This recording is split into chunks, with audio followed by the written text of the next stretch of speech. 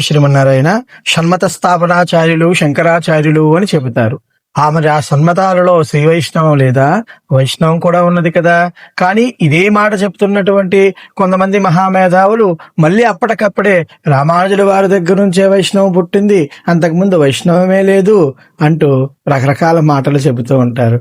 అదేటువంటి విధంగా శ్రీనివాసుడి మీద 1000 సంవత్సరాల క్రిందటే రామానుజుల వారు ఒక సిద్ధాంతాన్ని తీసుకువస్తుంటే ఆ శ్రీనివాసుని మరలా అక్కడ ఉన్నటువంటి వారు శివుడు, మళ్ళీ అమ్మవారు అంటూ రకరకాలైనటువంటి విధానాలు మళ్ళీ సృష్టించడానికి ప్రయత్నాలు చేస్తూ ఉన్నారు. ఎందుకు ఇదంతా చేస్తున్నారు?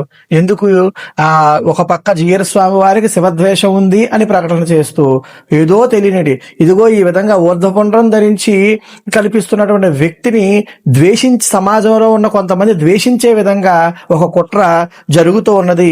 ఇది మేము గమనిస్తూ ఉన్నాం. జై శ్రీమన్నారాయణ.